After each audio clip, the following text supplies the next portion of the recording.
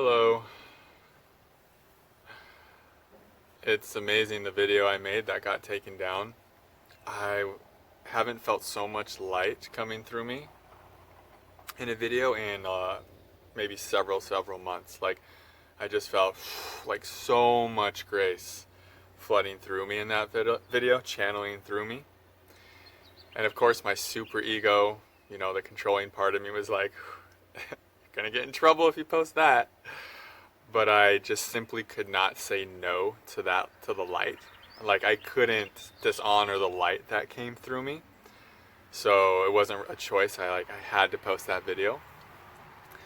And it was fascinating posting that video. I've had pain. You guys know, a lot of you know, I've had this major blockage and so much pain in the back of my neck for so long. Well, at least a year now, a little over a year. And it comes and goes. And it was getting really intense yesterday, leading up to shooting that video. Like I felt so much energy there coming alive and just so much pain. And as I shot that video, I felt like that energy just releasing and flowing through. And like ever since then, I've just felt so open now, like so much opened up in that area. My throat chakra is just like wide open.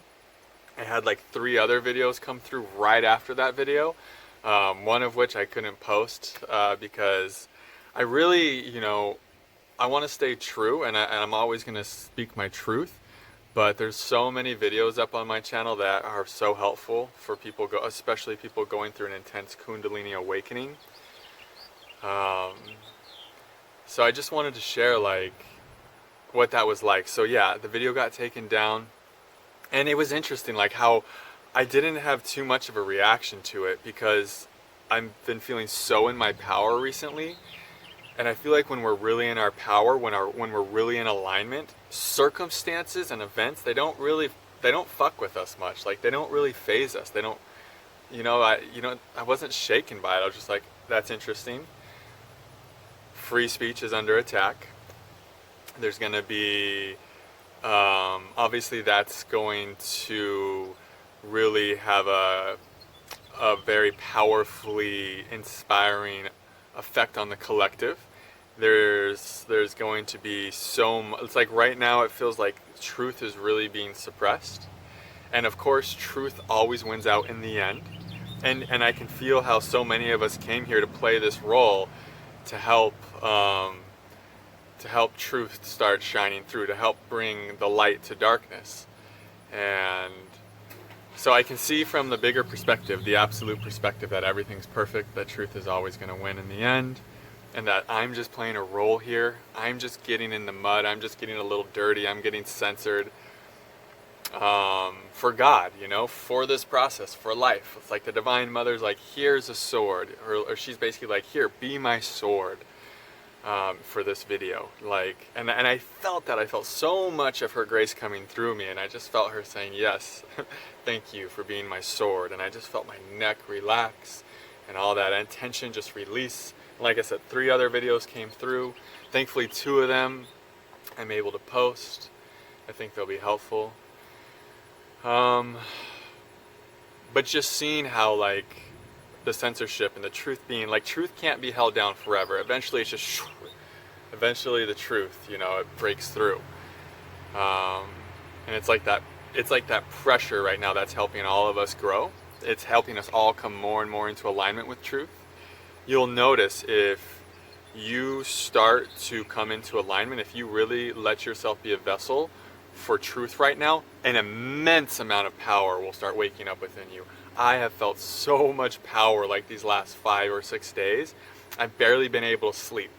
And just so many downloads, and just seeing everything so clearly, just seeing the constructs that have always controlled me, just seeing them, really seeing them, and just not, before I didn't have the choice to believe them or not.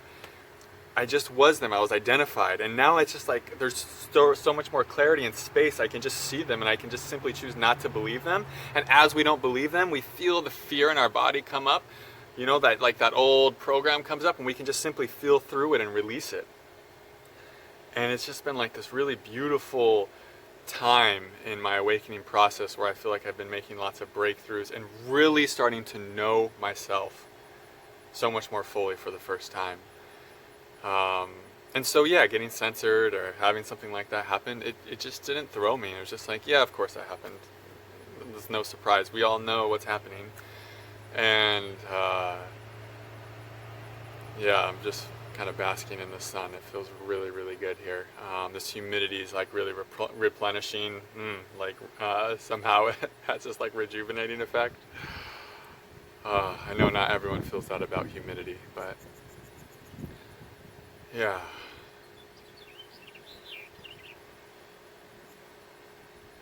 Yeah, it just feels really nice just to trust this light, you know, and just do whatever it says to do and not question it so much anymore. I feel like especially 8-10 months ago, my super ego was always getting in the way of the light, was denying the light. The light would say, I need you to channel this for me, this video, this controversial video that's going to trigger other people, that might get you censored, that might get you in some trouble. And I would say, no, Divine Mother, that's too scary, I'll lose everything. I had all of this fear in my body. I had all these like matrix programs running, and I kept denying the light. So I would try to channel a video about something that was more universally accepted, but the energy just wouldn't be there. There wouldn't be that, you know? I wouldn't feel like that aliveness and that, just that grace streaming through me like I did last night.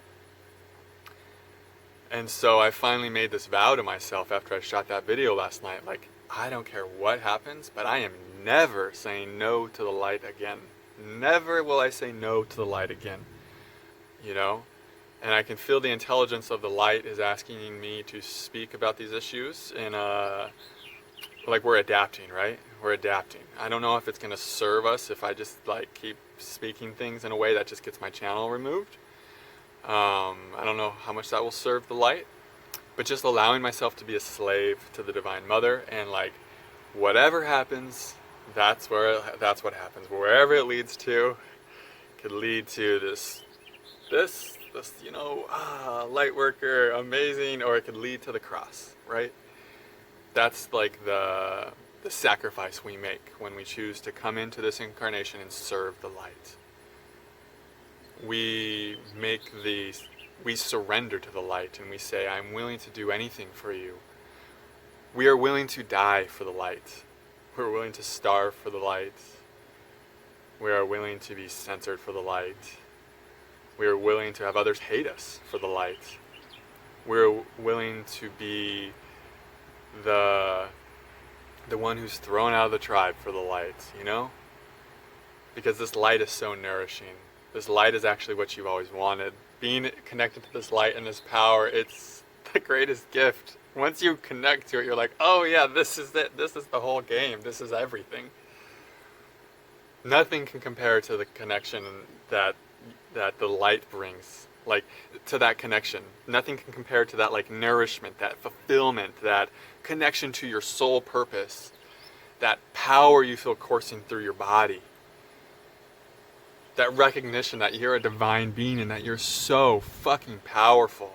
And I know recently I've been like having a hard time at times with all this power coursing through my being, because it's just so much. And it can be really uncomfortable for the system at first, for the body, because we've always just depleted our power and just given it to the matrix programs. Like, it's just such a habit, and it was such a habit for me for so long, and I finally so free of so many of those habits. And so I just keep having this experience of like, ooh, what happens if I just keep staying in alignment, just keep staying in my power, just keep letting it accrue and build within my being, and then allow the power to express through me on its own accord, however it wants to. Whatever the power wants to say through me, do through me, it's just doing it of its own accord. It's just like having that surrender to not get in its way and to not judge what wants to come through you.